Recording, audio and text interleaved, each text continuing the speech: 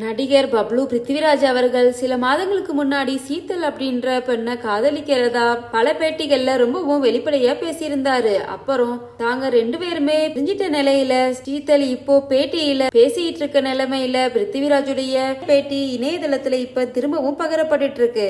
பப்ளு அவர்களுக்கு கிட்டத்தட்ட 57 வயது ஆகுதுன்னு சொல்லப்படுது. ஏற்கனவே இவருக்கு திருமணமாகி 23 வயதுல ஆட்டிசம் பாதிக்கப்பட்ட ஒரு மகனும் இருக்கிறாங்க.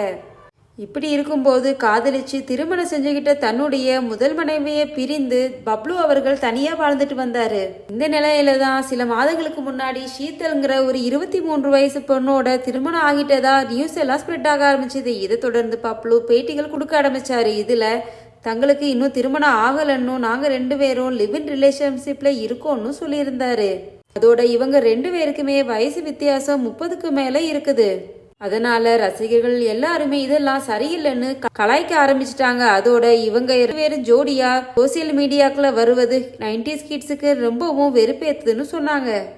இந்த நிலையில இவங்களுடைய காதலை வெளிப்படுத்தின சில மாதங்கள்லயே ஷீத்தலும் பப்ளுவும் சேர்ந்து எடுத்துக்கிட்ட புகைப்படங்கள் எல்லாத்தையும் சோசியல் மீடியால இருந்து நீக்க ஆரம்பிச்சிட்டாங்க. இதனால இவங்க ரெண்டு பேரும் பிரிஞ்சிட்டாங்களான்னு கேள்வி எழுந்தது. அதே நேரத்துல ஷீத்தலும் அவங்க ரிலீஸ் பண்ற ரீல்ஸ்கள்ல அவங்களுடைய ஃபேன்ஸ் எல்லாரும் நீங்க பிரிஞ்சிட்டீங்களான்னு கேட்ட கேள்விகளுக்கு லைக் கொடுத்து ரிப்ளை பண்ணியிருந்தாங்க. இதனால இவங்க ரெண்டு பேரும் பிரிஞ்சிட்டாங்கன்னு கன்ஃபார்ம் ஆகியிருக்கு. இந்த நிலைமையில பத்தி ஒரு பேட்டியில பப்ளு கிட்ட கேள்வி கேட்டிருந்தப்ப இந்த மாதிரி பதில் சொல்லியிருந்தாரு. நிறைய ஏமாந்துட்டேன், இனிமேலும் திருந்தலைன்னா நான் முட்டாள் அப்படின்னு சொல்லி வருந்தி சொல்லியிருந்தாரு. அது மட்டும் இல்லாம பல தப்பு பண்ணிட்டேன், ஆனா லாஸ்ட் டைம் எந்த தப்பும் பண்ணலன்னு சொல்லியிருந்தாரு.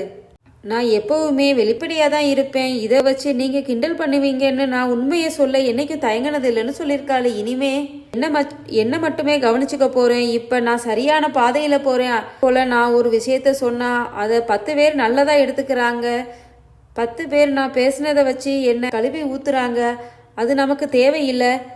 தனக்கும் ஷீத்தலுக்கும் இருக்கிற பிரச்சனையை வெளிப்படையா பேச விரும்பலன்னு சொல்லியிருக்கிறாரு.